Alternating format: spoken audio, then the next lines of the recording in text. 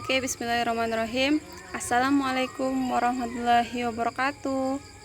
Hai teman-teman, berjumpa lagi di channel kami.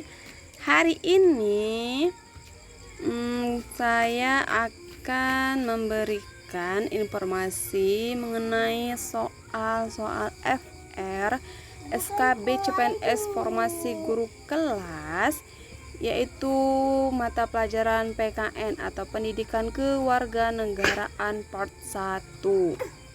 Oke, bagaimana kabarnya teman-teman? Semoga baik-baik saja ya. Bagi teman-teman yang belum mengikuti ujian atau tes SKB, semoga teman-teman dilimpahkan rahmat Tuhan Yang Maha Esa, kesehatan dan ilmu yang banyak untuk mempersiapkan mengikuti tes.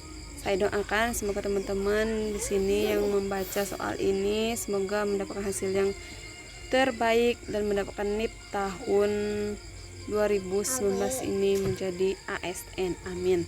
Oke, sebelum kita lanjut, silakan teman-teman di sini klik tombol subscribe dan aktifkan lonceng notifikasinya agar teman-teman tidak ketinggalan jika kami upload video-video terbaru seperti itu. Dan juga like, komen, dan share ke teman-teman kalian supaya tahu ada yang membutuhkan.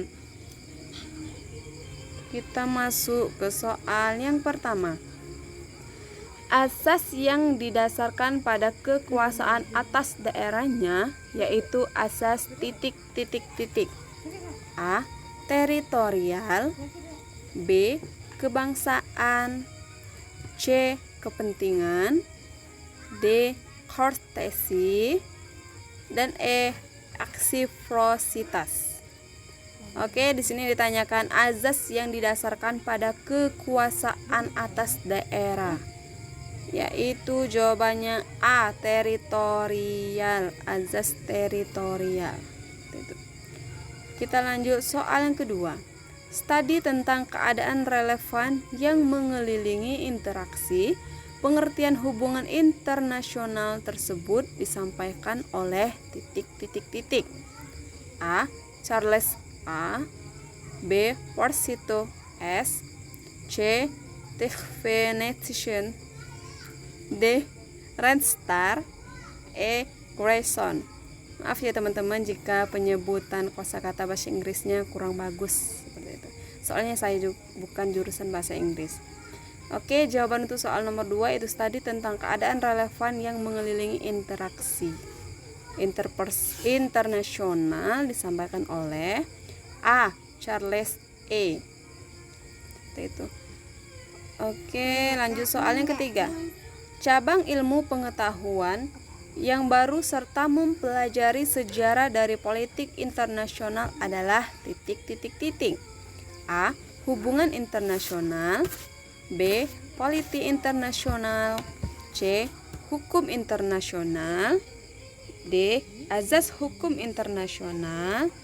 E. Faktor internasional. Cabang ilmu pengetahuan yang baru serta mempelajari sejarah dari politik internasional. Jawabannya adalah A. Hubungan interpersonal. Seperti itu. Oke, lanjut soal yang keempat. Kerjasama meliputi berbagai bidang kecuali titik-titik-titik. A. Kemanusiaan. B. Ekonomi. C. Politik. D. Hukum. Dan E. Perdagangan. Oke, di sini kerjasama meliputi bidang. Jawabannya yaitu D. Hukum. Kalau kemanusiaan itu kan perlu gotong royong, ekonomi juga perlu kerjasama untuk meningkatkan keuangan. Oke, lanjut soal yang kelima. Politik internasional, organisasi dan administrasi internasional merupakan komponen-komponen hubungan internasional menurut titik-titik-titik. A. Charles E. B. Warsito S. C. Tikve. D. Rendstra. Dan E. Grayson. Jawaban untuk soal nomor 5 yaitu C. Taekfe. Itu saya bingung ya bacanya gimana, Taekfe atau gimana gitu. Maaf ya teman-teman jika penyebutannya salah. Oke, lanjut soal nomor 6. Dokumen untuk mencatat persetujuan yang bersifat sementara adalah A. Modus vivendi, B. Covenant, C. Charter, D. Konvensi. Jawaban untuk soal nomor 6, dokumen untuk mencatat persetujuan bersifat sementara yaitu A. Modus vivendi. Oke, lanjut soal yang ke-7. Perjanjian yang dilakukan lebih dari 2 negara yaitu perjanjian ... A. Antar bangsa, B. Antar negara, C. Multilateral, D. Internasional, E. Bilateral. Perjanjian dilakukan lebih dari 2 negara, jawabannya yaitu C. Multilateral. Lanjut soal nomor 8. Wakil diplomatik yang dipangkatnya lebih rendah dari duta besar yaitu A. Kuasa usaha tetap, B. Atase, C. Duta besar, D. Kuasa usaha, dan E. Duta. Wakil diplomatik yang pangkatnya lebih rendah dari duta besar yaitu E. Duta. Oke, kita lanjut soal yang ke-9. Masih semangat ya teman-teman. Tugas kekonsulan dalam bidang kebudayaan adalah A. Di sini udah langsung timbul jawabannya ya. Tukar menukar pelajaran, B. Mempromosikan kebudayaan, C. Memberikan dokumen perjalanan, D. Bertindak sebagai sumber hukum, E. Mengawasi pelayan pelaksanaan. Oke, udah kelihatan ya jawabannya yaitu B. Mempromosikan kebudayaan. Kita lanjut soal yang ke-10. Mengurus hal-hal yang terbatas yaitu tugas dari A. Konsul, B. Konsul jenderal, C. Perwakilan diplomatik, D. Pembantu konsul, E. Perwakilan konsul. Mengurus hal-hal yang terbatas, jawabannya yaitu D. Pembantu konsul. Kita lanjut soal nomor 11. Pengakuan dari negara lain bisa didapatkan oleh suatu negara dengan cara Ingat ya, pengakuan dari negara lain yang bisa didapatkan oleh suatu negara dengan cara A. Mengucilkan diri, B. Memperkuat persenjataan, C. Kerjasama internasional, D. Sistem otoriter, E. Hubungan internasional. Jawabannya yaitu E.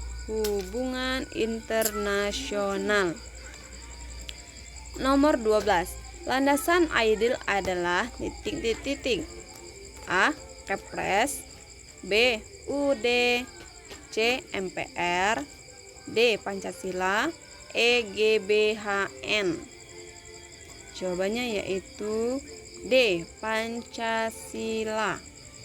Oke, kita lanjut soal yang ke-13. Unsur-unsur terbentuknya negara yang sangat berdampak pada kekuatan kedaulatan negara adalah A. Rakyat, B. Wilayah, C. Pemerintah, D. Landasan, E. Kedaulatan. Jawabannya yaitu D. Landasan. Itu unsur-unsur terbentuknya negara yang sangat berdampak pada kekuatan kedaulatan negara. Lanjut soal yang ke-14. Maaf ya teman-teman, udah ada jawabannya lagi. Ini kesalahan teknis dari kami. ASEAN merupakan organisasi kawasan Asia Tenggara. Merupakan bentuk kerjasama A. Regional, B. Rasial, C. Multilateral, D. Bilateral, dan E. Unilateral. Iya, ini kita bisa langsung lihat jawabannya itu A. Regional. Kita masuk ke soal yang terakhir. Berikut ini merupakan manfaat mempelajari budaya politik adalah titik. A. Memudahkan masyarakat beradaptasi politik. B. Mengetahui sikap-sikap warga terhadap sistem politik. C. Menentukan sikap setiap individu. D. Mengetahui partisipasi politik masyarakat. E. Mengetahui sikap politik negatif. Oke. Saya harap di sini teman-teman bisa baca ya, bisa lihat itu ABC-nya. Jawabannya untuk soal nomor 15 yaitu B. Mengetahui sikap-sikap warga terhadap sistem politik. Oke, terima kasih. Sukses selalu untuk kita semua, terutama untuk teman-teman yang belum mengikuti ujian SKB. Oke, tadi ada 15 soal tentang pelajaran guru kelas PKN. Untuk part selanjutnya saya akan lebih jelas lagi membahas setiap butir-butir soalnya A, B, C, dan D-nya. Saya akan mencari pembahasannya biar teman-teman di sini lebih mudah dan lebih memahami seperti itu. Kenapa kita memilih jawaban ini dan mengapa kita tidak memilih jawaban itu, seperti itu ya teman-teman. Oke, saya harap 15 soal ini bisa bermanfaat untuk teman-teman dan saya doakan semoga teman-teman di sini lulus dengan nilai yang baik dan yang sempurna, seperti itu. Oke, jangan lupa subscribe ya. Terima kasih. Wassalamualaikum warahmatullahi wabarakatuh.